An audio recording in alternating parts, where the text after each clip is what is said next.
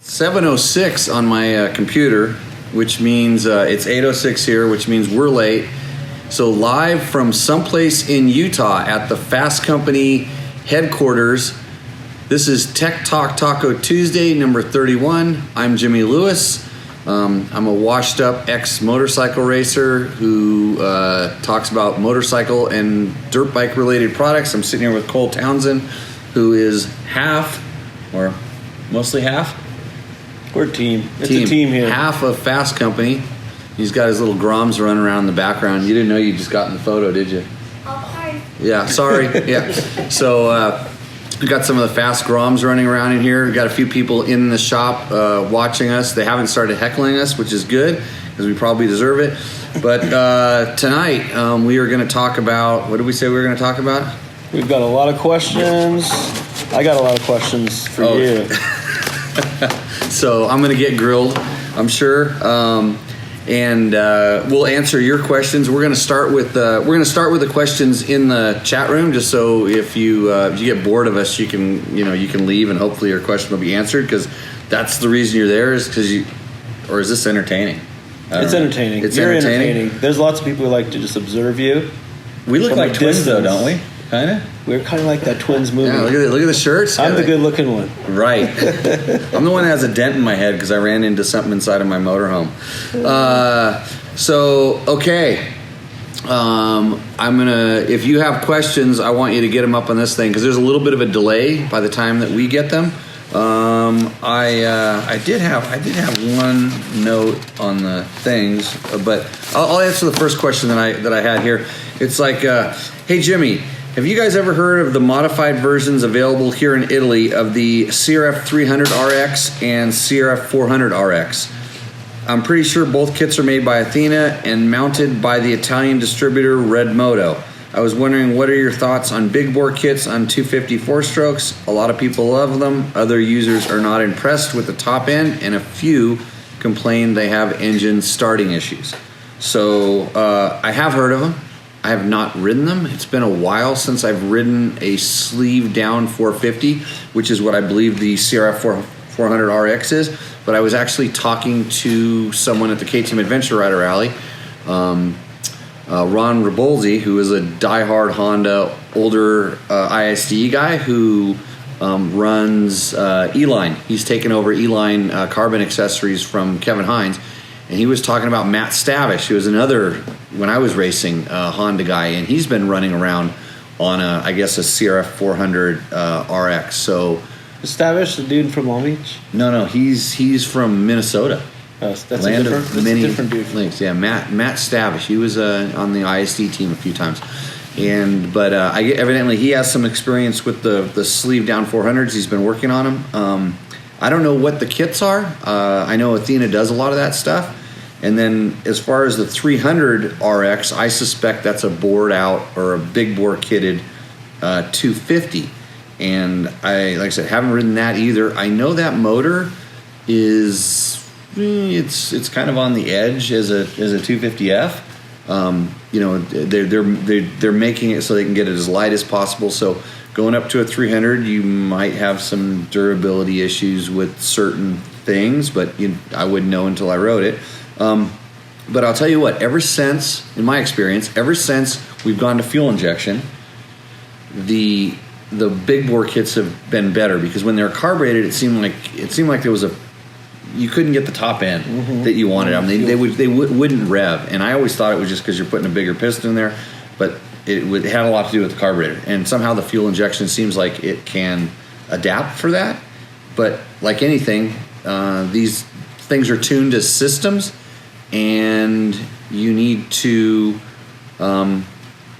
make sure everything's kind of working together. I mean, Honda didn't design that thing thinking somebody was going to put an extra 50 cc's on top of it. Going all the way to 300s might be a little much. I mean, like when you go to 265 or 280 or something like that, it's kind of in the safe zone.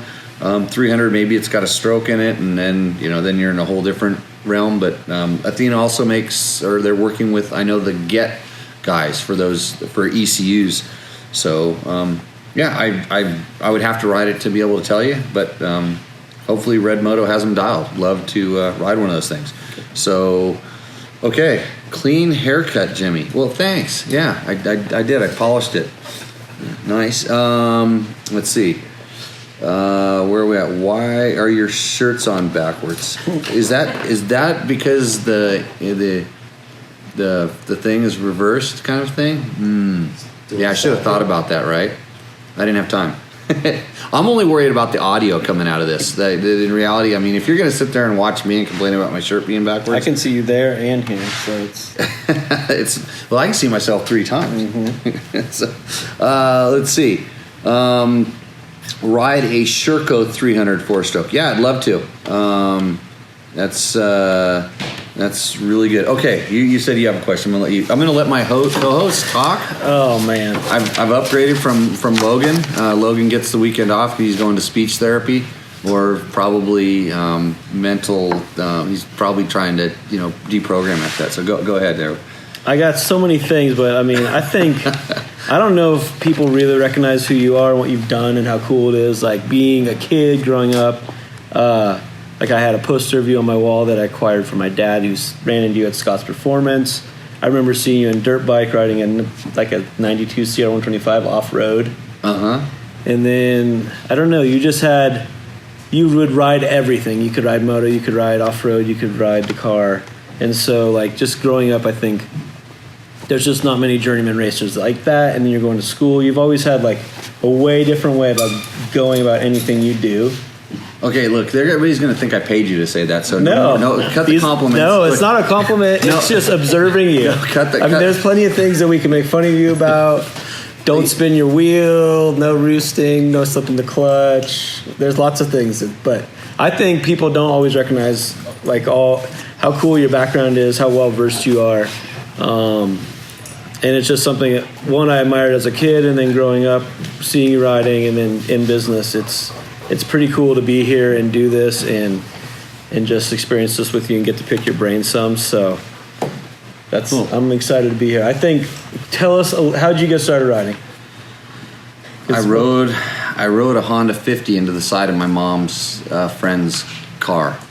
It wasn't mine. I really wanted to ride it, and I told him I knew how to ride it, and I did, right into the side of the car. And that was after that, that's all I wanted to do was ride dirt bikes. So that was like the most pivotal moment of your life. Motorcycles. Yeah, motorcycles for sure. I mean, I knew. I mean, and it's the same today. I mean, I've tried a lot of different stuff, and motorcycles are pretty fun. So I'm lucky in that respect for sure. I think that's the universal thing is your initial experience, whoever it is with motorcycles. We got some guys in the audience that started riding a little late. But it's like the change of your life, and I think that's a really cool thing about everybody is collective bonding and really. Yeah, and I mean it was your hobby, and now you've made it your job, which is your life. And look at the kids. That's their life, right? It's our whole life. Yeah. Every day. But you guys didn't get to ride today, did you? Nope. You didn't ride anything today? Well, we rode mountain bikes. We rode everything. Yeah, everything but motorcycles. No pit bikes today? Yeah, started mine. Just make sure it starts. Yeah, riding every day for sure. Cool. Yeah. I mean, I have a lot of questions, but I think like some of it maybe it's just me geeking out because knowing your background. Like, I'm gonna pick on you in a little while too. Okay, so you can do that. That's what a co-host's for. Yeah. Well, the first thing is if you ever been riding with Jimmy off road, you basically know that you might not return home that day.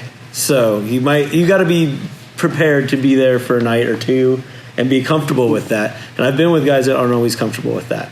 So no, I have rules, and I'm very clear about this. When we go riding, you're going to run out of one of 3 things when you go riding with me. You're going to run out of gasoline in your motorcycle. Done that. Yeah. You're going to run out of daylight. We've done that. Yeah. Or you're going to run out of energy in your body. Yeah, we've done all 3. Yeah, so you can do something about 2 of those pretty easy. They make these things called headlights. Mm-hmm. Yeah, you put one on your motorcycle. We were sharing one headlight for 3 bikes. Well, yeah, but I explained that before. And then gasoline, they make bigger gas tanks, right? Or you've made arrangements, so you bigger gas tanks. The energy in the body, that's the one I can't help people with. I mean, I can suggest training or or conserving energy. You know, you can do it two ways. You can learn how to ride better and not use your energy, or you can just get in really good shape and use all kinds of energy. So, but and I used to have this thing about, like, you know, I'd say, hey, let's go on a half-day trail ride, and people are like, yeah, perfect, half day. That's like half-day trail work? Well, it's the same kind of How thing. many hours is a half-day in Jimmy Lane? 12.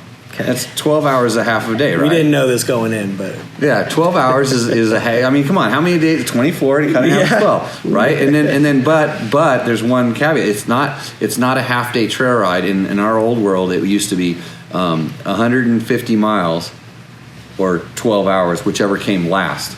So you had to ride at least 150 miles. And this isn't just desert riding. This was usually kind of technical trail riding. So that was one of the those are the rules. And unless my wife was there. If Heather went riding, then it was going to be okay, because I don't want to kill her. I don't know. I mean, that's debatable. She abided by those rules for a little while, but she quickly learned. It's like, I'm not going to ride with you anymore. And Heather's a good rider. Yeah, but she's tough. Yeah.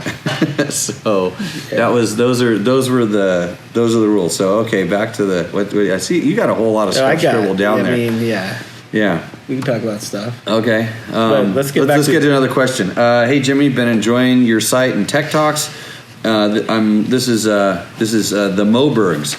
I'm going to start trying to pronounce names, and it's not very good. I'm looking for some advice on my next bike. I'm currently on a 2017 KTM 300 XC with a smart carb, head, a pipe, a Racetech gold valves done by me, which I love. Favorite bike ever. Since 2013, I switched back to two-strokes from KTM 450s. The last four-stroke I owned was a 2011 KTM 450 6 days edition. I race hare scrambles and enduros with my son and trail ride, and lately joined a new MX track in my area, so I'm having a blast learning tracks. I'm 51 years old, so I ride the 50A class, and I'm a top 3 guy.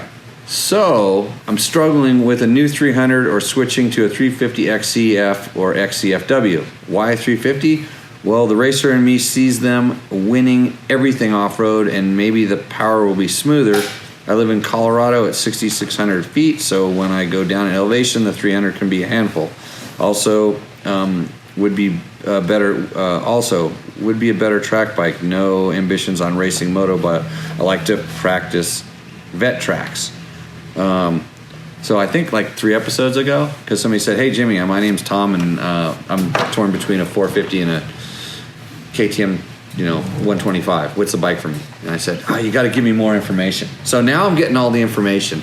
I'm slowly reading your life story, and I'm still kind of finding myself perplexed. So when you just go, God, I just get to my question. It's down there, and you're going, put yourself in this guy's shoes and start thinking, man, so I'm hoping that after like maybe 100 episodes, I'll have to answer like less, like which is the best bike for me. That. Questions? Yeah, we'll kind of have a baseline, and you'll say, well, I fit in like this guy, and maybe I'm here. So, but this is a really common thing. This guy, and here's the biggest thing I just take from it. He's a 2-stroke guy now. I promise you, if you buy a 4-stroke, you're going to kind of have fun riding just because it's a little bit different. It's like, you've been on your 4-stroke for a while. Switch it. It's easy to switch it up and go to 2-stroke. Switch back or if you've been on 4-stroke for a while, switching to 2-stroke kind of adds a little bit of fun. Unless you absolutely hate 4-strokes or hate 2-strokes, because there's those guys out there. So that's number one. If you're on the 2-stroke, maybe go ahead and try the 4-stroke. The 350. So you're talking about definitely a little bit lower on power. It's 6,600 feet. You're not going to notice it too much. It's like when you get about on 8 or 9 is when you start feeling it. Between XCF and XCW, you're starting to say you like the track, then go XCF. Not so much the W. Have you ridden a TPI bike on a track? Yeah, I raced one. What'd you think? I thought it was great. Yeah. He's only a top 3 guy, but I won. I got first place. I wouldn't expect anything less from 58. We wouldn't be talking if you didn't. It doesn't mean anything. But are you plus 50 now? Uh-huh. Yeah. Means I'm getting old too. Yeah. We all get old at the same age. So, man, on all those bikes, you can't. Again, they're all good bikes. You really can't go wrong.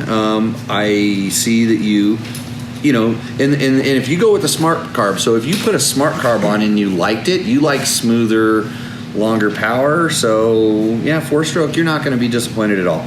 And if your 300's a handful, then the 350 might be the right direction. I'm going to say 350 XCF.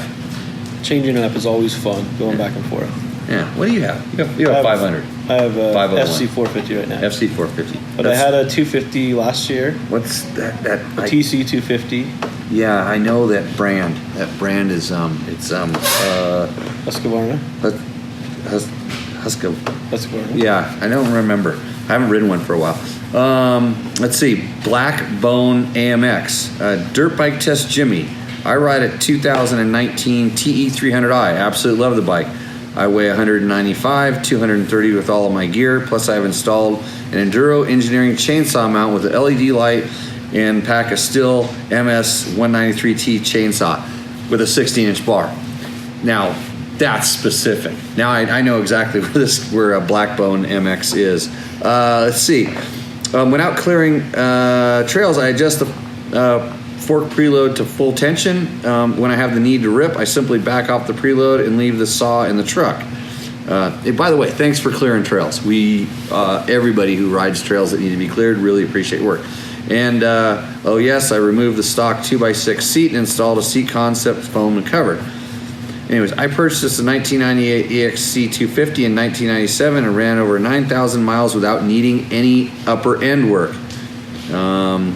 Always at least 5 air filters on hand. Let's see, the top end was in perfect shape when I sold it to purchase the 2004 EXC 450. I always felt safe to make 86-mile loop. That's what we're getting into I want to pack extra fuel when approaching a 70-mile loop. I will be upgrading to a 2021 model. I'm 62 years old. I'm paraphrasing because this is getting long. What's the question? I don't use the kickstart. I like laying my bike. I don't like using the kickstand. I like laying my bikes on the side.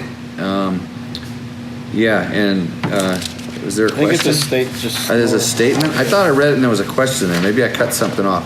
Sounds like you're dialed in. So... Is this the dude that wrote on the signs? Black, remember? The Bad Rock up in the mountains. Blackbone, in that place where I don't tell anybody where I ride. That place. Mm-hmm. No, it might be. Really? It could be. Might Look be. at that bike chainsaw.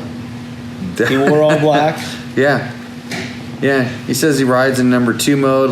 He averaged 17 miles an hour when he rides. I mean, we're getting pretty specific here. I consider TPI bikes stop and drop.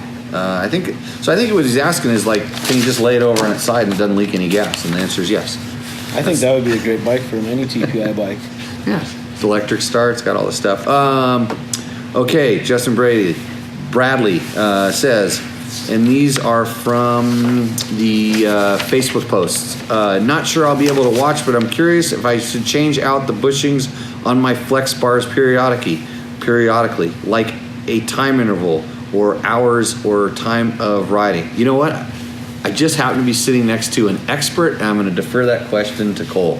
What if I did for a back off, do you change yours? Because you ride more than anybody. You've got... Okay, so in the early days, back when the bar ends were silver, and that's kind of how I can tell. And some of them, even the silver ones, I still haven't changed. I have not had to do any maintenance on my Flexx bars at all. So, I would typically we have customers that change them every 6 months or so.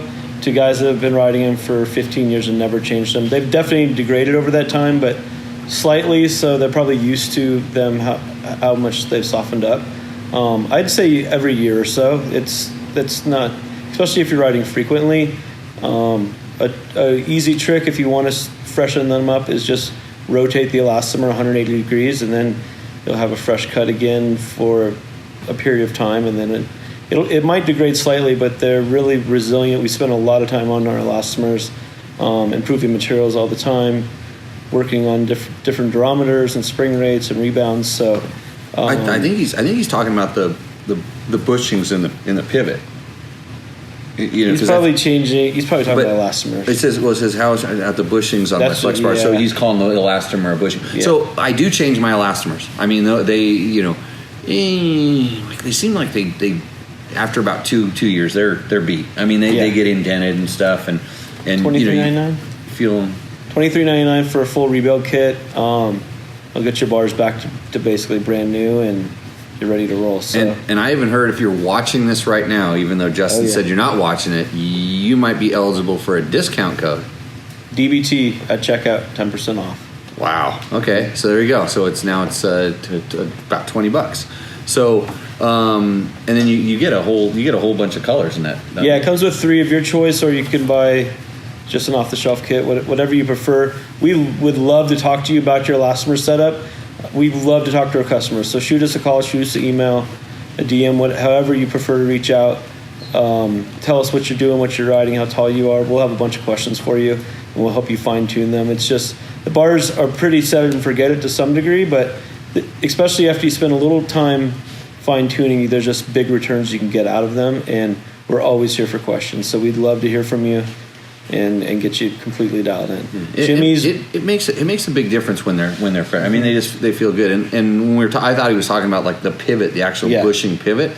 And like we were saying, in the early days, those they were actually tighter, right? Yeah, originally it was a steel pivot pin and aluminum bore, which we honed, which was really, really difficult. So now we have a proprietary fiber bushing that has memory, has a lubrication principle, has a vibration reduction characteristic. So it's just a much improved pivot point, makes the bar handle just work way better, reduces vibration. The handle's completely isolated from touching metal to metal at any point. Grab that thing. Yeah, here's our original proof of concept. Some history. So what you if you're listening, what you're looking at is the first pre-production proof of concept. And it's 7/8 in the 7/8 because then when we started developing it, most bikes were 7/8. Yeah, and there's no crossbar on it. It's got like very similar to current day pivots and pieces. Yeah, we thought originally the integrity would be there to do it without a crossbar, but the reality is when you don't have a crossbar and don't box the pivot points, the bar can rotate, it can have yaw, it can go 360 degrees, things that are off-putting. So it's just not isolating the performance and doesn't allow for a precise feel and traditional characteristics. So that's a huge thing for us, is being very precise in the steer path while forgiving in the load path. It's funny because it all looks aluminum. It looks. This thing is heavy. Yeah, it's just straight billet stuff, just carved out. I mean, the pins are actually CR250 piston pins. Oh, really? Yeah. So, these aren't. We went the next one with wrist pins. Yeah, the next proof of concept we did wrist pins because these pins were just solid steel and real heavy. So yeah, the old days. Yeah, so it's just different proof of concept to see if it worked, and in general it kind of worked, but didn't really meet our philosophy of abuse reduction and characteristic. So, okay, Jacob Gonzalez house. Haven't been able to tell the difference with my Flexx bars. I left them alone with red dampers since the install. Should I change the dampers, and will this allow me to notice more of a difference? Yes, for sure. I mean, we encourage all our riders to test all the elastomer setups. The red, if you're a moto guy or you're tall and have a lot of leverage, that can work well right off the shelf. But for most people, they're going to want to run a yellow or blue compression. I mean, we've recently discussed just switching all our production stuff to yellow because it's very resilient, has a traditional feel, but really absorbs the abuse. So start with yellow. Set it so the nut has 3 threads showing outside of it, and that's your baseline. If you go in, it's going to stiffen it up slightly. Out, it's going to make it more compliant. After you try that, definitely try the blue.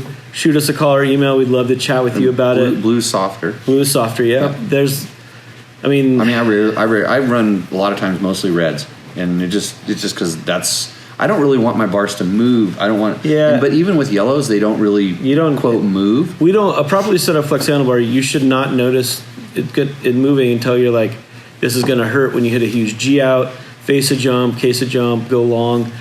Some catastrophic impact where we're going to spread that load over a greater period of time. So our philosophy is not for you to generally notice it. A lot of guys don't notice until they go back to a traditional bar and ride that, and then the difference is just shocking. So it's really subtle. I think when, especially especially with as stiff as chassis are, and if you're running like a twin wall or something like that, and you hop on a flex bar with a yellow, you're going to feel them move. Yeah, for sure. You will feel them. You will feel them move. In the beginning, that's kind of a weird thing because if your regular handlebars did that a little bit, but I don't even notice it anymore. And going from some of my bikes that have harder ones or softer ones, or then the worst thing is when I have to go ride like I did yesterday. I rode some of these brand new KTM, and the bars nose are actually pretty flexy for a standard bar. I mean, they're trying to make it like that, but my wrists hurt. I mean, and I'm being serious. It's the difference between me riding, being able to ride every day, and the wrist's not hurting at the end of the day. For sure. And the test I always tell people to do, it's real simple. Just walk up to find a bike with flex bars. Just walk up and just do a hammer. Just drop your hand down on the handlebars and walk over to a bike doesn't have it, and drop your hand down and feel the difference, and then think, because that's the same as the wheel hitting a bump. Yep. And then feel the difference in what your hand feels when you do that, and that's every single bump you hit all day long. Yeah, when you're doing that all day long, you're involuntarily clenching and squeezing, which fatigues you and beats you up over the course of the day. So by absorbing that abuse, you stay fresher longer. You're not thinking about holding on. The limiting factor for so many people in riding is their arms, hands, wrists, because they're sitting at a desk and whatnot. And we basically eliminate that and make it so you can ride comfortably all day.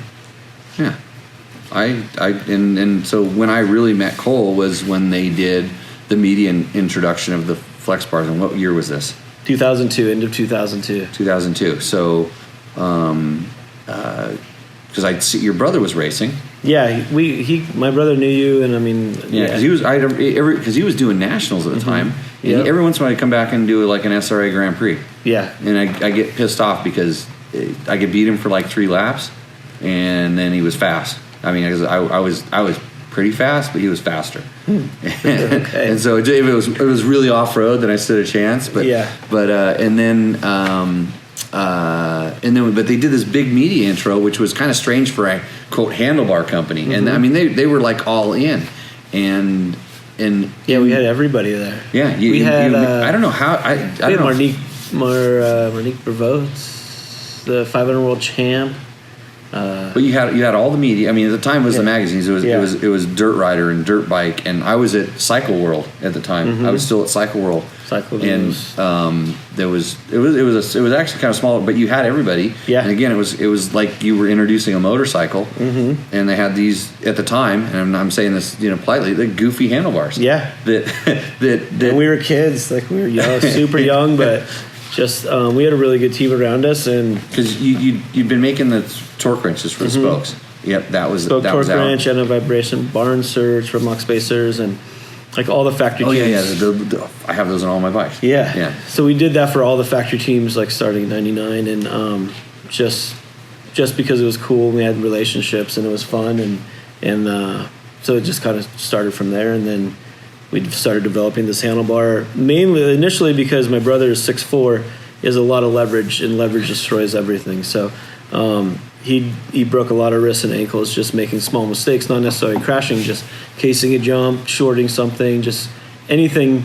He had a lot of injuries that were super frustrating because it wasn't a very big mistake. So we wanted to spread that load over a greater period of time. So we started working on this and working on it and just refining and how and so like I said, the bars were at the time, the bars were heavy, and then everybody was. I just remember because I was on the other side of it, and everybody's like, oh, it was kind of like what do we need? Did you tell us what you're introducing? I think some people knew because we did all our durability at Glen Helen. Out there. So we had Sean Hamblin when he rode before he got that factory ride, when he rode that Bill's Pipes Suzuki 250 at Glen Helen and did super well. Yeah. He had been doing like a massive amount of our durability all spring at Glen Helen with our bars and was begging to ride them there. Like they were. That's how we kind of knew like we were really, really onto something because Sean was exceptional rider at the time and he was just, he would do anything he could to run the bars at the time. And we weren't ready for him to do so, but he really solidified it. Yeah. So, but like anything in that, it's like, okay, this is different. and this is bad. That's the motorcycle industry for you. It's like, oh, I'm going to put a power valve on a 2-stroke. Oh, that's stupid. That's bad. Yeah. And the first versions and stuff may not be the best thing. Like disc brakes, no way. Disc brakes will never work on dirt bikes. 4-strokes, we're done with those. We tried those back in the 60s. Yeah. They don't work. So you can kind of see where and that's sort of what they got with the bars. And did I have bad wrists then? So it was 2002. Yeah, I had bad wrists then. That was at the peak of my bad. That was when they told me you can retire disabled. So I started running them. And because I test things when I get something, and because and could I feel the weight? And I'm picky about weight in certain areas. No, not really, not that much. But I'm trying to remember. At that time, you're talking probably 1.5 pounds, and now you're talking a pound. I mean, by the time you get to the first turn, you've got more dirt on your bike than that. So not me. Not you because you're out front, but everybody else behind you. So yeah.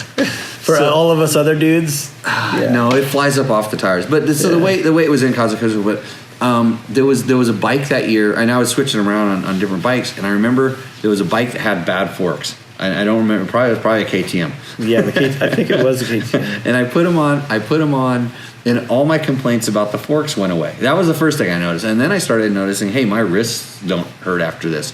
And so I just kind of kept. I mean, I stuck them on an XR400, which. My problem with that was bottoming the thing out, and I'd literally been running them ever since. And I probably still have the first stinking pair that I've migrated from bike to bike. So I'm a believer. Change the dampers. I don't know, every year. Sounds good. Every year, 2 years, Yep. If you need to. Actually, the biggest thing is try different dampers. I mean, I've tried different weird things where I have like a. The black on black's really hard, right? Mm-hmm. Black's really hard on the outside is the rebound one, correct, and then like a blue on the inside, and just had some weird combinations, and they give different feelings, and kind of depending on the fork or what you want your wrists to do, or just leave them the way they come. San Felipe Bob, believe it or not, San Felipe Bob has a question. He probably did he answer his own question? Did he answer his own question in the chat room yet? I don't think so. Okay, let's see. Mini Desert Racer and Single Track Kid. Rekluse clutch or standard, and why? Let's go around the horn here. Kids, Rekluse clutch. You ever ridden one? No. What was your 50s? What were those? Those are kind of like Rekluses, right? Yeah, there's auto clutch, right? Clutch or KTM, yeah. Yeah. Mm-hmm. What do you think? Would you like an auto clutch on your 85? No. Well, like if I still had the clutch. Yeah. Oh, if you could have an auto clutch in your 85, would you? You can still use the clutch. I mean, that'd be cool for like. I think that'd be super cool going out trail riding in the desert. Well, there we go. He's answering your question. You're gonna have to come around back here in a second. Yeah. So we see who's talking. Might not be able to hear you. So So we started pinning. But okay, introduce yourself. Hi, I'm Gunnar Townsend. Here, scoot in here. Gunnar Townsend. Logan, meet your replacement, because this kid likes to talk. Yeah. I'm gonna have to shut him up, and then I'm gonna kick him out. But anyways, so we were asking about the Rekluse first. I mean, and he's like thinking, and he starts going. The minute he started going down Trail Ride Row, right? Yeah. What'd you say? It'd be cool. It'd be super cool on trail ride, because then like turning, like a tight turn, you wouldn't really have to just be like slipping the clutch, and then like you could just seem to like do a little more stuff. Like on all the rocks and all the really technical stuff? Yeah, like if you just wanted it, if you wanted it like not as slip the clutch on some stuff, that'd be really cool.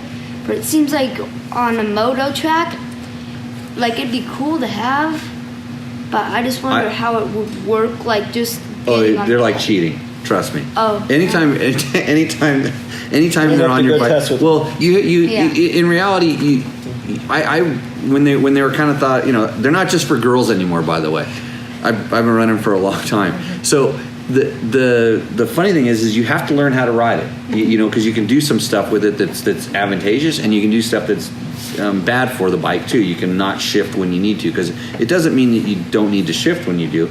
And then I put one of my instructors that helps me at my school. We were up at the KTM Adventure Rider Rally, and he rode my 500, and he started calling it a big PW 500 because he hated it. He just doesn't like them. And so it's a personal preference, but I think. But here's my thing. I think when you start them, when you move up to the 65 and the 85, you should learn how to use a clutch, because it just makes you more versatile, and you can learn how to use the clutch. And that way, if you ever have to go to a bike that has a clutch, then you know how to use the clutch. But then if you say, hey, I really like that Rekluse, then you can go back and use it. If it's a Japanese 85 or 65, I think, especially for trail riding and technical stuff, I think it's just going to be a godsend, because it eliminates something that's really difficult for them. The KTM and Husky, man, it's just so rideable in general that there would be some benefit, but it's not as dramatic. Yeah.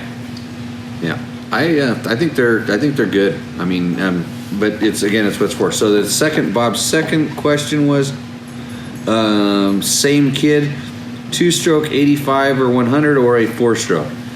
Gotta be 2-stroke.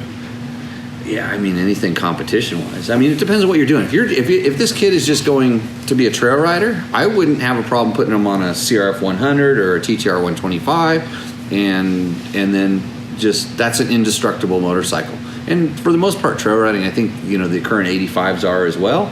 But they're pipey. They're meant to race. I think the biggest thing is having the kid on something he loves to ride, so he loves to ride, and that he's not intimidated or scared of.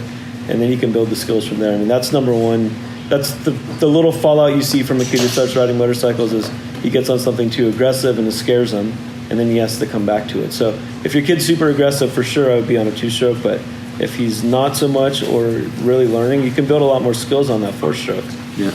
And don't listen to the kid when he's telling you, I want a 2-stroke. Make him prove to you that he's a good rider before. Because everybody wants to. All the kids. You always want what the guys have in the magazines, right? Yeah. More trick stuff. Yeah. Like Cooper Webb. Yeah. You gotta have what Cooper Webb has, huh? Yeah, you gotta get the new golden parts of the graphics on kids. Talk louder and talk at that so that we. You gotta get those gold graphics on the KTM, because Webb has them. Like the little parts. Webb has them. Do you have them? No, I don't have them. But I've been riding a Husky, but. A what? A Husky. Huh? They make those? I thought that brand died a long time ago. It died and came. I test rode one a couple years ago, and then they disappeared. So I heard the new ones might be actually pretty good if they're still making them. Cool. Okay, let's see. Do you have a KTM update on the ECU in your 2020 300 XCW? No, I gave the 2020 300 XCW back, and yes, they do have an update, and no, I haven't ridden it, and until I do, I can't tell you whether it works or not. If you just got your ECU flashed, test it out and tell me how it works. But you have to kind of know what the problem was or experience the problem to know whether it fixed it, because if you don't do something very specific, which is big altitude change without shutting the bike off, you'll never have that problem. And actually, this last couple days, I've been riding a 2019 300. Friend of mine, he was nice enough to loan me his motorcycle to try some things out on, and I stand by everything I said in the tests as far as the chassis being better, mostly the chassis being substantially better. The suspension the chassis is making more difference than the suspension, but the suspension is improved, and it's very impressive how much better the fueling on the motor is and the way the motor runs. The old one feels very lean. The new one feels lean. The old one feels very lean, and so we're going to tune up the 19 to try to get it up to 2020 standards. See if we could do it if I don't destroy the bike before I'm able to get it back to the poor guy that loaned it to me. George, thank you. Hey, George, you got a link for bike repair after Jimmy rides your bike? Let's see. I see he's actually putting links up there. There's questions. My internets are working again. James Harvey asked a question. Okay, Jimmy. Modern fuel-injected bikes adversely affected by running leaded fuel? Could it possibly foul a sensor? I'm in the process of reading the manual of my 300 TPI, and so far it appears nearly devoid of specific info regarding the injectors or fuel management sensor. Is there an O2 sensor? Not in the exhaust, there isn't. Would it matter? No. There is the section for ambient pressure programming for elevations, exactly the process you described in a previous tech talk. Drawing on the vast encyclopedic knowledge of jail, it seems like the next logical step. What's the next logical step? Oh, to go on to the next question because I can't answer this one. I'm not a fuel expert. I'm going to get a fuel and chemist, oil expert in to talk about this because I guarantee you, I haven't even looked at the next question. It's probably, hey, Jimmy, what oil do you run? But anyways, FYI, this is James again. I use 100 low lead in equipment that sits because it keeps really well. Yep, because evidently there's no ethanol in it. That's airplane fuel, by the way. And the octane is plenty, 0% ethanol and 50% the cost of race gas. Yeah, that's the idea behind the low lead, the 100 low lead, is that it holds for a while and it's safe for flying. So, Chris Schmitten, I have a question. Just got my first bike in 25 years at age 50. I'm a surfer, and we would call me a kook or an adult learner. Is there a slang term for dirt bikes for this? Okay, what do we call them? Spode. 50-year-old dude. Learning First dirt bike. Cool. Oiler. Around the horn? You're just like Logan. You don't say anything. You got nothing to say to this. I'm thirsty. This kid's he's. I'm thirsty, by the way. So you keep talking. You figure out what you're going to call. I got a question. Okay, that's tonight is 100 años. You ask the question. I can. What do you think your greatest motocross accomplishment in your career is? My greatest motocross accomplishment. Like race. Do you know that they race motorcycles off road too, or only on tracks? I like it. Oh, you did some off road. I want to go do that. Okay, I'm going to get back. I don't want to talk about me all the time, so I'm going to get back to this guy's what we would call. I would say, Chris, we might, some people might call you a squid. Squid. Well, that's one word that I've heard before. But it's rad that you're riding. Anybody else? Well, yeah. Come on. Anything better to call a? Good. I got it right. He just started riding. Gerald. Goon. Goon. No, let's not be so mean. We see our biggest problem in this industry is we need more people to come in. I'm saying, hey, it's rad that you're riding. Come to Jimmy's riding school. There we go. That's what. See, I was gonna work this into a commercial for a riding school. Jimmy's riding school. You can go from whatever you are, and you'll leave better. Yeah. No matter what. You will. Right. So, no, I don't think you're a kook. I mean, you think about it. We need more new riders, especially young riders. But it's good that you're a young 50 and you're going to get on these crazy ass dirt bikes. And I would really wonder what your responsible friends think about you. That's what I want to know. Here's something. We got two dudes in the audience here who started riding late, right? Jim, how old when you started riding? I started riding young, but then I stopped because I had to get a job. When did you start riding again? I started riding again when I was maybe 58. 58, yeah. 59. 59, and these dudes ride. And Mark, were you a re-entry or Never had a dirt never bike. had a dirt bike in your life? Just thought it was cool. What did your responsible friends think? As an idiot. You're an idiot. That's the best decision you've ever made. Just because you're going to go to the party with the wife, and then she's going to go, my husband just riding these dirt bikes I things. still think I'm an idiot. I don't go to those parties because like my wife takes me back to my big motocross accomplishment or something. Like I go to a party and they know her husband has some motorcycle. Yeah, it's like they go, so you ride Harleys? It's almost like riding dirt bikes, right? They're two wheels and they have handlebars. Yeah, there's a throttle. Biggest motocross racing accomplishment. Yeah. I would say I qualified for one national and almost scored points, and that was I got 27th. But I qualified 40th. I was the last guy to get in there, and I had to go through the last chance qualifier, and I finished 4th and managed to get a spot, and I didn't know how fast those guys could sprint like on the first 2 laps. and then I just kind of went back, and then but over the course of the moto, I was able to pass guys because I was a desert racer, or more endurance guy. But that was pretty big because I mean it was a hard to get into class, kind of like today. These days it's hard to qualify. It was really hard to qualify, and I out-qualified guys that were winning local pro level. But I mean I really practiced and trained for it, and I had a really good bike. And the reason I finished fourth in the last chance qualifiers because I hole shot.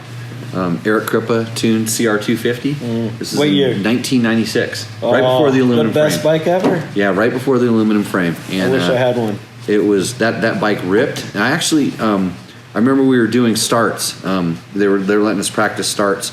And Lamson, it was box van era too, by the way. Mm-hmm. And Steve Lamson was parked in the box van next to us. Him and McGrath. And was he just moved up to 250s? 96. No, he's still 125.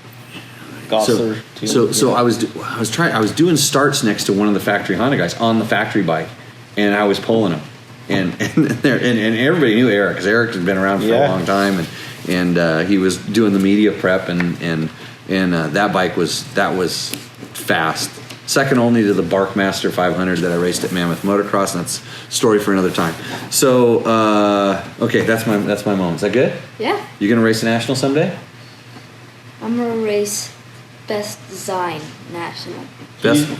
He's a school kid that moonlights as a motocross racer. I'm gonna do some mountain biking. Mountain biking? Yeah, I'm gonna do some. All right. What's your favorite?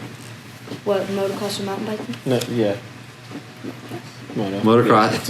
He's just remember you gotta talk. You gotta talk to that. The thing. only reason I like mountain biking is because of motocross. So you kind of gotta think like motocross has given me this. So he's been hurt a lot, so he's subdued for the racing for the time being. That's good.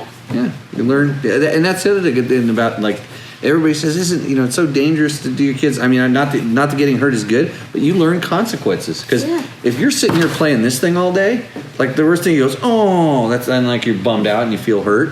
What hurts more when you get hurt? Breaking the bones or like the anguish of knowing you can't finish your moto or race the next one? Yeah, that hurts. Oh, don't talk about breaking bones.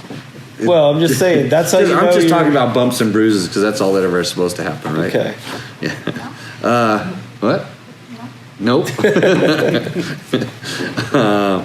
Okay. Question on the KTM 350 video. Stefan Sherwin asks, I'm interested to see your thoughts on the Honda 450L. Well, so I posted a link to the video that we did on the Honda 450L, and I don't know how you couldn't find it, but that's okay. We do. You got to search for our stuff. We're not that popular yet. I mean, we're barely a dirt bike testing operation because we only have like 3,000 Instagram followers, right? Or barely. Only 3? I don't know. I don't pay attention to that stuff that much. You're an influencer. Okay, you need to.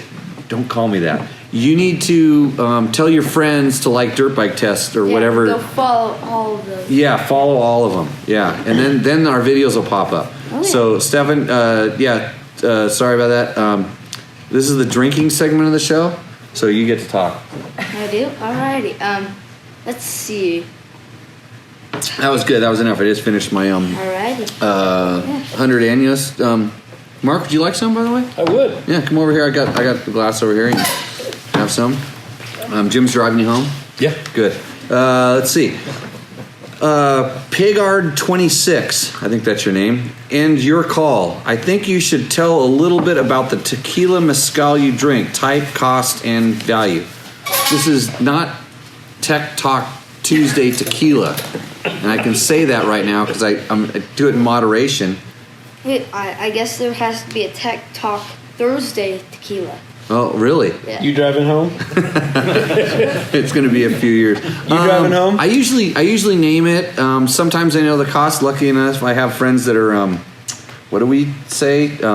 Connoisseurs. Kind enough to every once in a while sponsor us with the bottle. In fact, Mark, who just came up, one of the very first bottles that we had, that really nice Clase Azul, he sponsored us for that, and we've had a few more show up since then. So.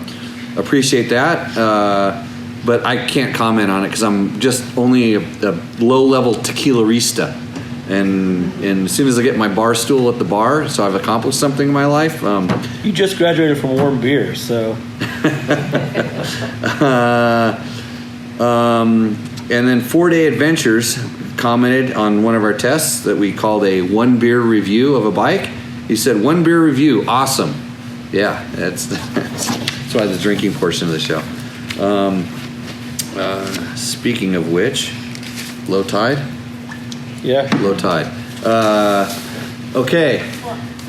Deborah Silver asks, lovely video. She's talking about a Rekluse video. Also well explained. Just one thing. Does it lose engine brakes? Thanks in advance. Deborah, yes. Well, no. It depends on how you tune it. So she's talking about a Rekluse clutch. Right on. Thank you. That's service.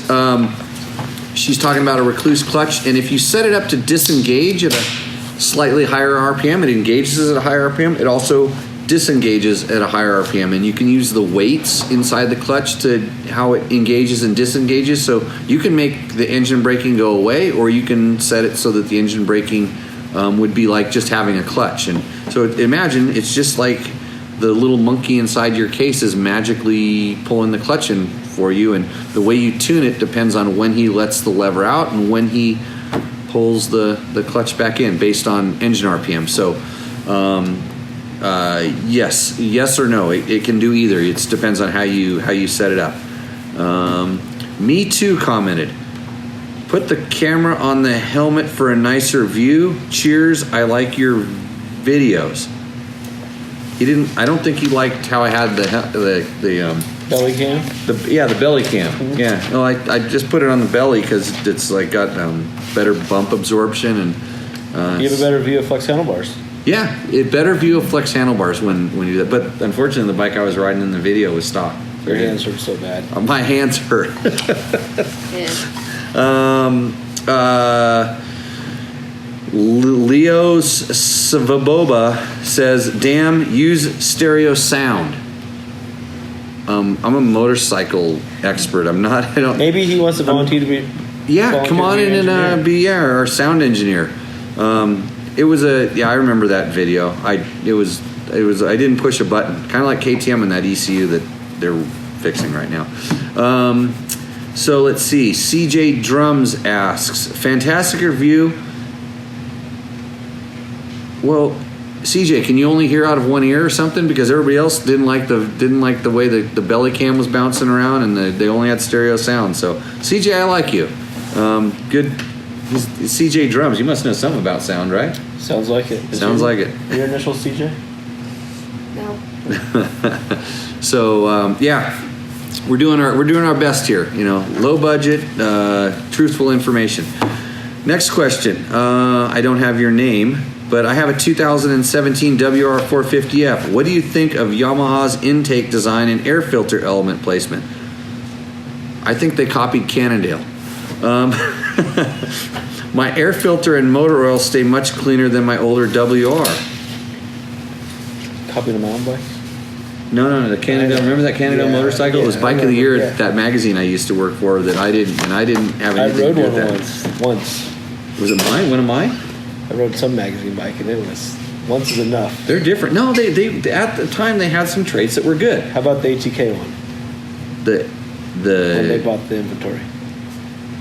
Oh, it was the same thing. Yeah. It wasn't anything different. They actually the ATK one, the biggest difference is they flashed the map that I helped develop, the old. So everything that Cannondale did is very similar to what a current Yamaha, like design wise and stuff, which I dare you. Actually, one came across like a feed on Facebook that it was for sale You for need 50, that. for 50. No, I don't. In your garage, that's the one thing you don't have. It has Olin's suspension on it. It was for $1,500, and the shock and the fork were easily worth that.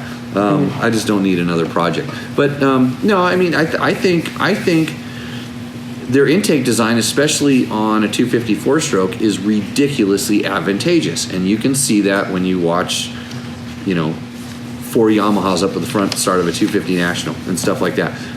It just on the 450, it's not so crucial because 450s make plenty of power, but when you're striving for power, that design really works. I haven't really noticed a big difference in the air filter placement as far as like staying clean or not. It's funny because when you're riding around a motocross track and you start getting roosted, it's amazing, like the little dirt boogers that get, they're bouncing around inside of there because it actually sucks them into the airbox. I've never had that happen in my underseat airbox, but then like I've ridden across some pretty deep streams on WRs and not worried about it as much. It sure wasn't like my KTMs that, if you stop and it just goes right into the air filter. Why did you ask this question? Please explain what motor oil you use in your 4-stroke dirt bikes and why. I use the oil that I have. So a lot of times that's a diesel motor oil that I get at, O'Reilly's. someplace like that. Yeah. Is that what you run? What does Dad put in your bike? Oh. Rotella, yeah, I know a lot of people that run that stuff, and sometimes I'm using, some of the brands that you read about, the really good motorcycle ones, the Maximas, the Amsoils, the Lucas, so every once in a while stuff like that shows up. We have it to test. I test it, but it's in order to do a really strict, specific oil test. That's costly, time consuming, and sometimes kind of it's not, you don't have such a controlled environment to do that kind of testing, and we really don't have. I think there's better return for your time testing more tangible products. Yeah. I mean, if use the brands you like. If you have an oil that there's ones that are good, and if we had an oil sponsor, I would tell you use that one, just because I'd say it, and I'd probably be using it too, and then it would be good, and then we'd all be happy, and but I would tell you all the other stuff I've run, and I make semi-synthetic blends all the time inside my bikes. When one's a little low, I just put an additive in it, even if it's synthetic or not. And I've got a lot of bikes that are running with high hours on them, so I'm going on experience. And so everybody that doesn't like that, tell me how you do it better. Let's see. Thank you for all you do. Thank you. I didn't get your name. Hey, wait, Stefan Sherwin's back. He was the one that asked me to put the video up of the Honda 450L. I'm getting off my fat F800 GS, that's a BMW, and looking for something a lot more trail friendly. I've narrowed it down to a Honda 450L or a 350 EXC or FE. That's that other brand. Any of these three will feel light compared to the 500 pounds I use now. Correct. And your site review said the 450L wasn't as heavy as the number suggested. Correct. That's why we wrote that. Would you recommend the 350 and I just dive all the way in, or is the 450 a better choice, possibly more reliable? I'm going to say that between the Honda and the KTM product, the reliability is the same. If you have a problem with your bike and reliability, it's going to be a fluke. Although if you do, make sure you take pictures of it and run to the internet and post photos so that everybody else can copy your thing and talk about how unreliable your KTM or Honda is. That's just standard operating procedure, by the way. What do you think? I mean, if he's a little more dual sport based than straight trail based, 450L better call. So, for sure, if you're coming off an adventure bike and you're going to a 450 or a 350 or anything like that, I mean, if you can, by all means, go ride. Try to go to a demo ride. I know KTM has demo rides all the time. Honda has demo rides every once in a while. Beta has demo rides. There's a lot of these companies have demo rides. Go ride the bikes and forget about the number, because at this point you're moving from a garbage truck down to a sports car, and they're not meant to do the same things. And I'm not saying that BMW is a garbage truck. I'm just using things that are visually representative. And I hate the BMW 800, by the way. It's really close to the KTM 690. Mark, I got one for us to ride. It's that really cool one that Rottweiler built, by the way, 690. But go ride, get a chance to ride dirt bikes, because in our schools a lot of times I see guys that are adventure bike guys, and they bought a 1200 dirt bike, and they literally say, I don't want to ride one of those like 600s or 650s. And it's like, have you ridden a 650? And like, I mean, no, not me. I mean, why would I ride something with that little power? And I've literally put guys like that on a 250F, or just even a like even not even. You can put them on anything. I put them on a smaller bike, and they're like, wow, that thing makes power. And then, you think about if you're going like legal speed limits down the road, they'll go down the road just as fast as you need to go. It's not going to overtake something as quickly. It's not going to have that level of power. But when was the last time you were really using all that power? And on a 450, if you yank the throttle wide open on a 450, it's going to want to loop. I mean, and 350s too, for that matter. So, I don't think you have to worry about reliability. You don't have to worry, like we talked about in some earlier shows. I mean, the very early shows, one of the big questions was all about reliability, because people go straight to the manual and say, hey, it says I have to change the top end every 15 hours. And it's like, if I did that, I wouldn't be riding. Yeah, I'd be changing top ends all the time. So, and I don't. I mean, we're 300 and 400 hours easy if you just keep your air filter clean and use the oil that I just suggested by the last caller. So, whatever oil that was. So, I think that's through the bulk of the questions. I got a question. If you had to ride any bike right now, like you could pick whatever bike brand you want, whatever CC, whatever, what bike would you ride? I only get one bike. Just one. Bike? Yes. To do anything with? Yes, they'll only ride one bike? One bike. You get what? Okay, so... You gotta close the question now. What is your favorite bike out of all the new bikes that have came out? Like all 2010 through... Well, right now, like really the only 2020 I've ridden, but is the KTM 300. But if you're asking me if I only get to have one bike, just the one bike, it's the same answer, and I've been really consistent about this for the last probably 5 years. It's KTM 500 because it's the one bike that it's street legal, and I can go down adventure road with it, and it's sporty enough to where I can really ride it off road any place that I would care to go. It may not be the best for it. There's better bikes for everything, but I could take it and ride around the motocross track and have a good time. So that's the one do it all bike. That's the answer. What's your favorite bike between 1990 and 1995? Anybody want to guess? Around the horn? KTM 360. Nope. No, hated that thing. XL 400. No, starts with an H. Husaberg. Husaberg 570. There's no competition for that bike. What's a Husaberg? That's what I said about your bike. I don't even know what your bike is.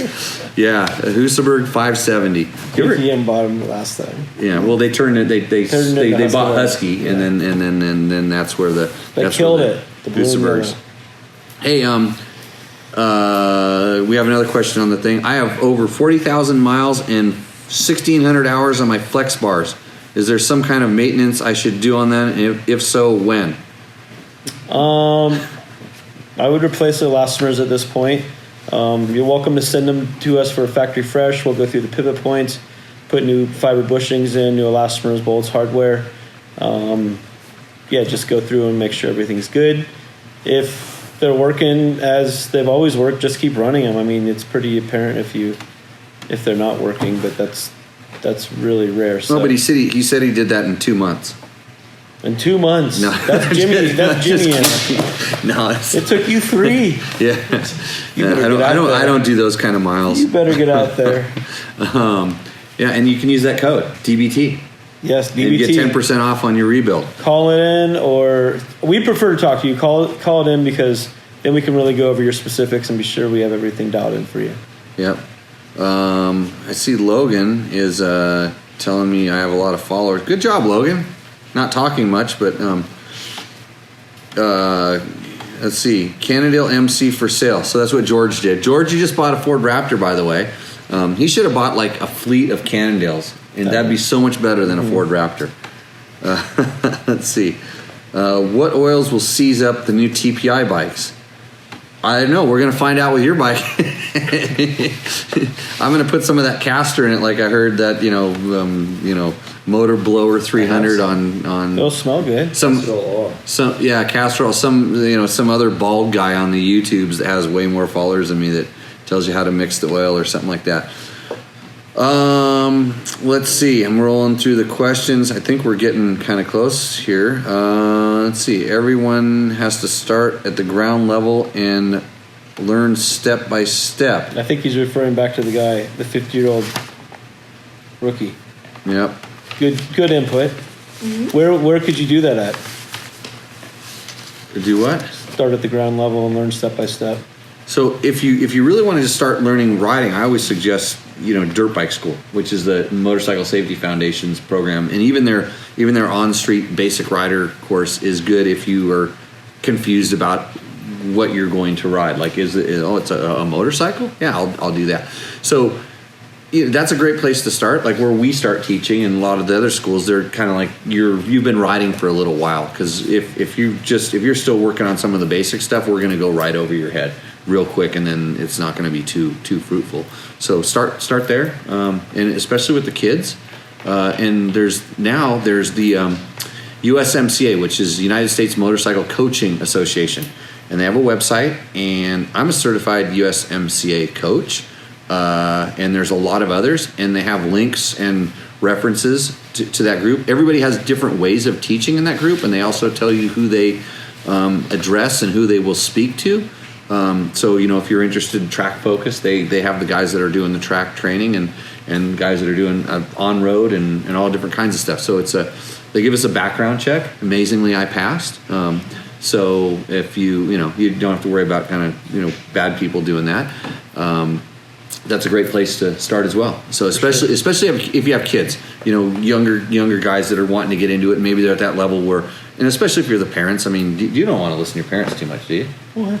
I like listening to them talk. Oh, how about you? You're just saying that because they're right here. Yeah. We'll talk around the corner here. No, I'd still probably say the same thing. that's good. Good kids. How'd you get these kids like that? That's really sweet. Yeah.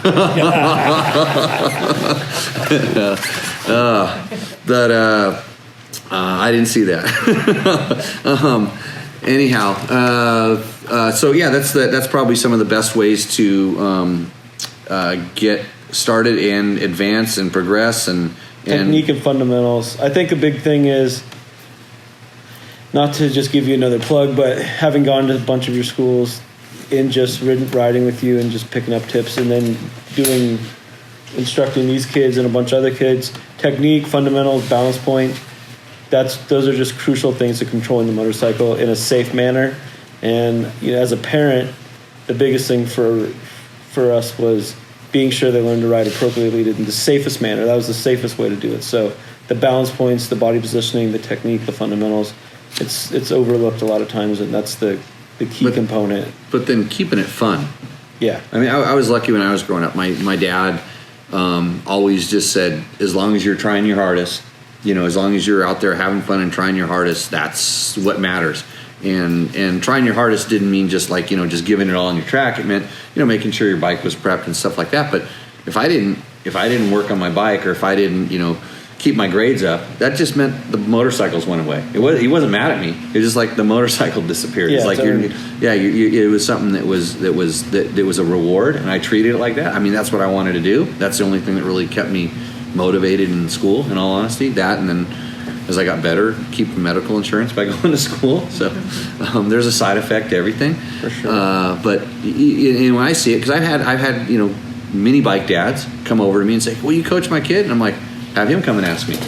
And literally, I would rather, it's like I want some motivation from the kid to say, hey, I want to do this. And then you got to find out. And the first thing I ask the kid is like, hey, what do you want to do? And it's like, do you want to be a supercross champion, or do you just want to be really good at riding motorcycles? Because that's kind of different paths you're gonna put them on, and one of them isn't.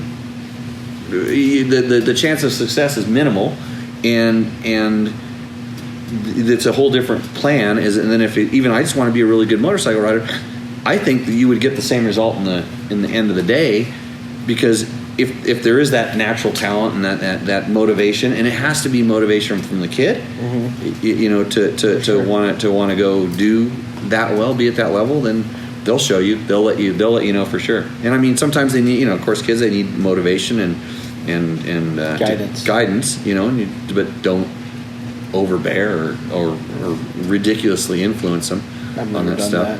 that. So, Craig Hunter, you know Craig Hunter? I know Craig. He's Craig got said- a rad kid. Craig says you're looking slick. I know Craig Hunter too. His kid is Trevor Hunter. That's who a is- good dude. Yeah, Trevor's a good dude. He's the one. He tried to knock a donkey out in Nevada. Mm-hmm. That's like almost a felony out there. So you can watch the video someplace on Dirt Bike Test. Let's see. I won Flexx Bar certificate a few years back on a Hare and Hound National. Can I still use it? This is Victor, the popsicle guy. One of your kids like popsicles. I saw him running around with popsicles. What do you think? He's checking. There's some nods. Victor, you got Hit your us up certificate. on our contact and Yeah, call in. This guy Victor, you need to know him. He makes the sickest popsicles ever. Yeah, maybe he'll pay in popsicles. Yeah. Hey Victor, you might send one of those freeze locks boxes out here, and that might make your certificate work better. Yeah. The Toxic Sign Company says, Jimmy, I'm late. What happened to Jimmy's head? Did he get a dirt bike Chanel shirt? I don't know. No, my head? I bumped my head into the motorhome a little bit, but that's normal. Let's see. Where are we at? Dennis, what kind of handguards will work best with the Flexx bars? We have our own guard line, the Simple Solution guards, and they're the easiest bolt-on for most people. But if you have Are they wraparound? they're full wraparound. Full yeah. wraparound. They go to our pivot pin. And they go to the pivot. That's Yeah. important. This is something I tell people all the time. Is the whole thing moves, so Yeah. they have to. It doesn't have to necessarily go directly to the pivot pin, but it needs to be able to articulate at some point. So there's a bunch of different ways to do that. If you have a guard preference, call or email us, and we'll tell you what mount you need to use that. If you don't have a guard preference, the Simple Solution guard is just the easiest way to put wraparound hand guards on. Dave Scott asks, Jimmy, are you using a Rekluse clutch on your 1090? No. And I don't have one on any adventure bike. I've ridden them on the adventure bikes, and the biggest reason that I don't is I don't really ride super technical stuff that often, but majority of times I have to do demos on my adventure bikes. I do teaching a lot of my adventure bikes, and so because I have to teach clutch control, I leave my bike standard in that way. And for instance, I do a lot of my teaching, believe it or not, on one of my Husabergs. That's a 570. You may have heard me talk about it. It has so much power. Like It's super I have fun. I have a hard time keeping tires on because it's so much power. But I have a regular clutch next. I mean, I can throw the roost so far back on that bike. But no, I don't use the Rekluse on the bigger bikes. Like I said, I've ridden them, and they work pretty good. Let's see, Squid, Spode. Those are the answers. Goon, Squid. Let's see. A squid is riding without gear. Right on, Victor. Yeah, so you're not a squid if you leave your gear on. Let's see. Everyone has to start at the ground level. Let's see. I think we've hit those ones before. I'm going to roll up to the top. And I think we've done that. Okay. I think we're almost out of questions. Do you have any more questions for me? Yeah, just show notes there. We're doing. I got some like generic. How were the tacos tonight, by the way? Tacos were super good. I made motorhome tacos. Those are almost like street cart tacos, but you take all the different meat that you've cooked up on your trip, and you chop it all up, and you throw it in the tacos with the cheese, and it was Here's good. a question: when's the last time you ate a meal with a plate? Right? Ever? When was the last? I sat down at a dinner. You were not forced Yeah, to. they took. I bought you dinner. Mark bought me dinner the other night. I think there was that a plate? That place was pretty foo-foo. Okay. It sure wasn't a carved out piece of wood that they served us on. It was a really nice place. I mean, it was out of my league. I mean, it was like, I think it was like $14 hamburger. It was out of control. They had plates, yeah. I ate at the KTM dinner, at the Adventure Rider dinner. There were plates there. I had What about a dinner couldn't you do- made or were responsible for with the plate? You don't even have a plate in that motorhome. No, I have some plates. In case Yeah. Heather shows up. They're hers. Yeah. Yeah, that's no. I don't. It's just like one extra dish to wash. You know, it's like no problem. And paper towels work just fine. My hand. These served us for centuries to take food and put it into your mouth. Does it matter what kind of plate? Paper or plastic? No, I've Yeah. I've ate a lot of meals with him and never, ever. Because it usually comes right Ever. off the grill and it goes in your hand. And it's good. Yeah, I know. Yeah. Shipper dogs. Yeah. That Steak. salsa you made was good. Salsa? Yeah, that's good. That Yeah. was really Pizza? Pizza? Pizza. Yeah. Pizza is like it's a plate. It's the food has built itself into the plate. It's like a taco. It's a New York It's a taco. multi New York taco. like a New York taco is a pizza. Jim from New York. Good info. So this isn't a cooking show. Let's move on to the next Well, you question. brought up the tacos. No, you asked me about plates. Yeah, that was a follow-up.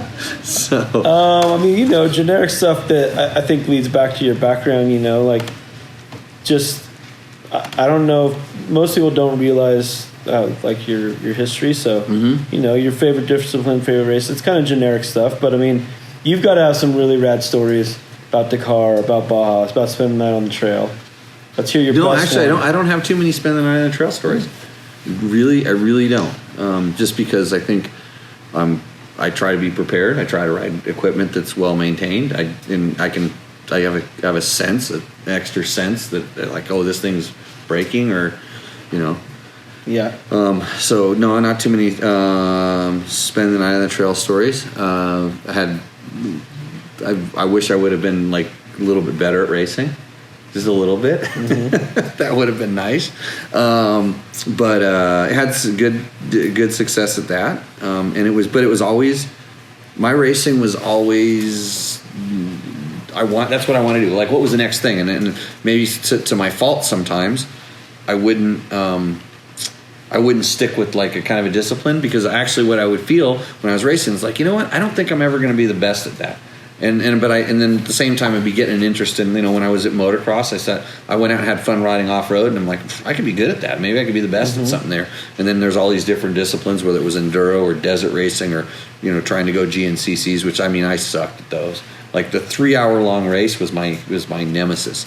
Like 45 minutes, I'll smoke you. 6 hours, I got you covered. But something about this 3-hour thing was tough. And but then I rally. Oh yeah, rally, extreme enduro. Oh yeah, I want to go over here and do that. So by then I was too old.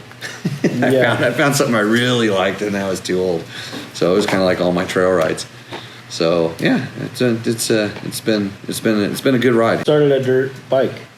I was an intern at Dirt Bike Magazine, and then started writing for Cycle News when I got injured once. So I was doing like race coverage. And was testing bikes and doing things. Started testing for Cycle World magazine. Got hired at Cycle. Probably 2002, 90, I can't, 86, 92, I think 93 is when I started doing that stuff. I got hired at Cycle World in 96. Sounds about right. Yeah, about 96. Was there for 12 years. Did you have a KTM deal in the early 90s? Yeah, it's factory rider for what discipline? desert racing. Desert. Okay. 125 desert racing. I had a factory ride, and then to go do ISD and stuff like that. But yeah, so I was Isuzu box fan days. Iveco box fan. That was legendary, man. Oh, there's a story about that happened right up the highway here. What happened? Catch on fire? George, I'm not going to say it out loud. No, it didn't catch on fire. It was a burning desire is what there was in that box fan. Bad times. Okay, and so I think with that, there's my history. If you haven't had my history, thanks Cole for drilling down in that.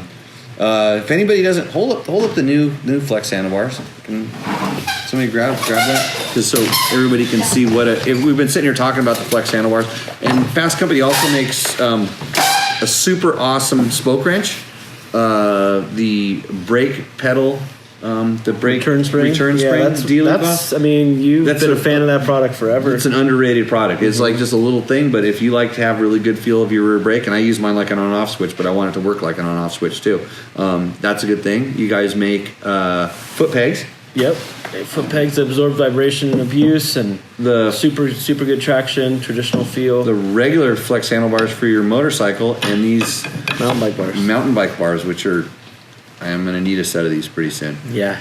Yeah, I gotta find a good mountain bike, probably an electric one because I'm getting old and fat. You need a sponsor. Yeah, a sponsor for mountain bike handlebars. No. Oh, for a mountain bike. Mountain bike. Yeah. So, anyways, with that, I would like to look. I like it at the end. I think you guys see all the little happy things, like fireworks going off on the side of that thing. Cool. Pretty cool, huh? Yeah. One day you'll have your own podcast too. Yeah. Actually, you should come down and work for me. I hired children, and I just lock you in this room and just edit all the podcast. So He's a worker, so. cool. Well, I saw he was working on Illustrator today or something like that. It's crazy. He did a warning sticker for mountain bike bars. Right on. So they're cheap too, kids. Yeah, awesome. So, anyways, thanks a lot, guys, for watching. We'll be back next Tuesday talking about dirt bikes and dirt bike related products. And for Cole and for Gunnar. Yep. Gunnar. I'm bad with names. You notice that yet? I feel you. Yeah. We will see you next week. So, cheers. Good night.